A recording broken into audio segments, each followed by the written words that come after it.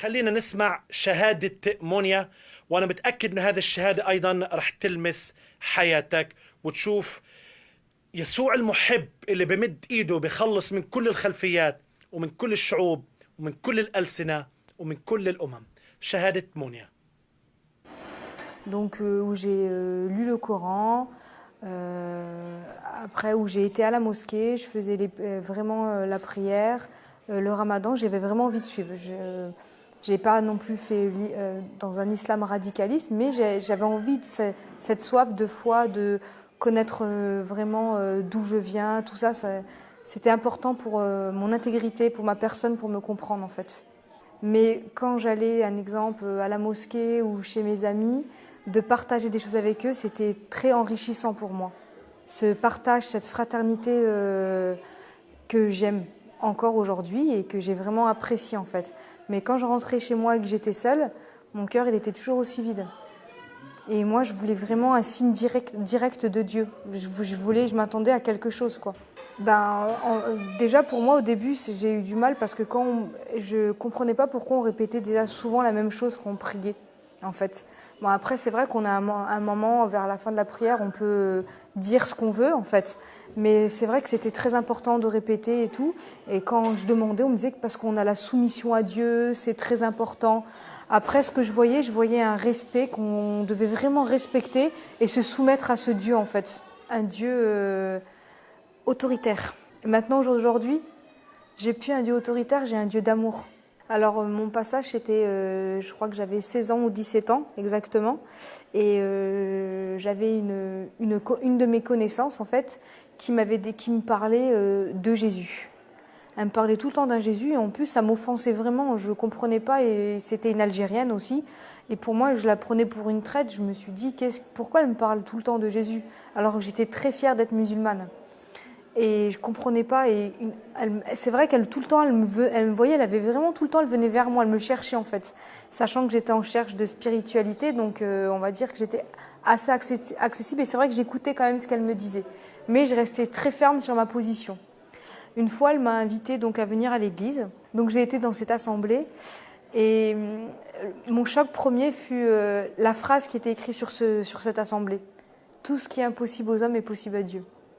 Cette phrase, elle m'a marquée encore au jour d'aujourd'hui et elle m'a vraiment touchée en fait. Après, j'ai écouté le message, les chants. Les chants m'ont beaucoup émue.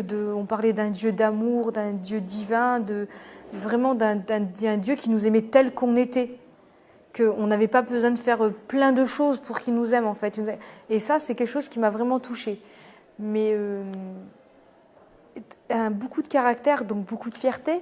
Donc je ne l'ai pas dit.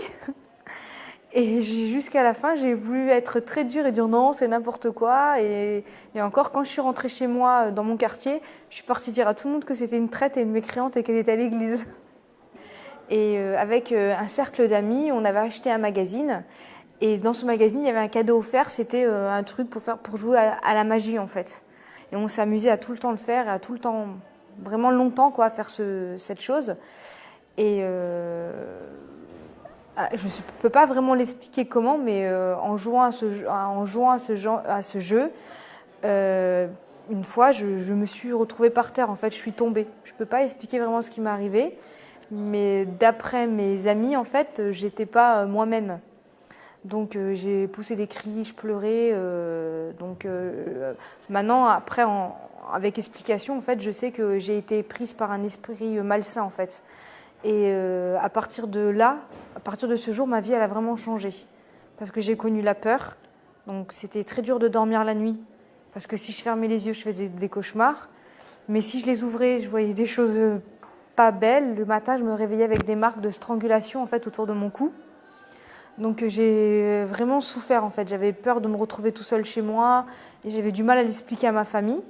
Donc je l'ai quand même dit à ma mère. Et ma mère voulait qu'on aille voir un taleb, comme on dit chez nous. Donc oui, ils ont prié pour moi et tout. Et ça s'est calmé en fait, ça s'est un peu adouci pendant quelques jours, mais après c'est revenu et encore plus fort en fait. Et j'étais vraiment désespérée, j'avais vraiment envie de mourir en fait. J'ai re-rencontré cette jeune fille, cette jeune Algérienne, et je lui ai dit, elle a vu que j'étais pas bien parce que j'étais dehors, et elle en a parlé à sa mère. Et ils ont déjà commencé à prier pour moi sans que je le sache. Et puis elle m'a demandé d'enlever dans ma chambre tout ce qu'il y avait avec Allah, les écritures arabes en fait.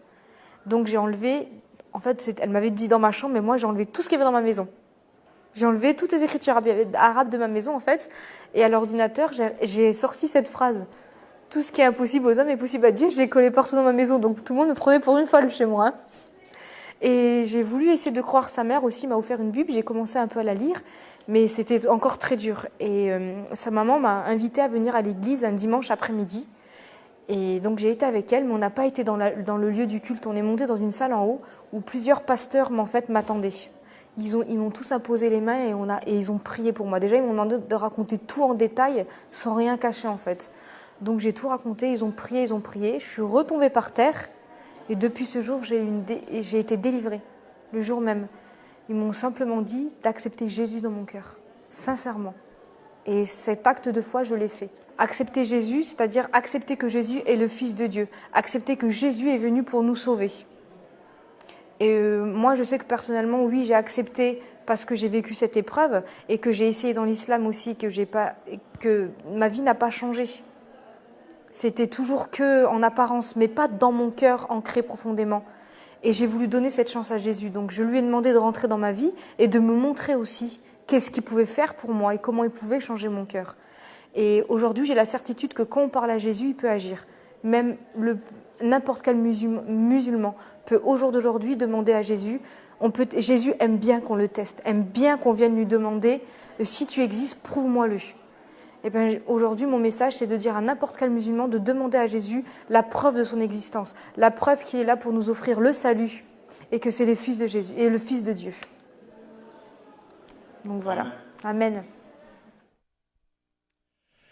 امين. شكرا كثير للاخت مونيا. على فكره هي من اصل جزائري، تكلمت باللغه الفرنسيه لانه اسهل إلها، لكن حطينا الترجمه بالعربي. لكن باختصار شديد، يعني الله لابد انه يجد كل شخص بيبحث عنه ويطلب من كل قلب صادق وطاهر. في البدايه كان عندها مقاومه ليسوع المسيح، لكن لما شافت انه المسيح هو القادر انه كيف بيلمس وبيشفي، وانه استطاع انه يغير حياتها ويشبع قلبها، آمنت بالمسيح وسلمت حياتها ليسوع المسيح.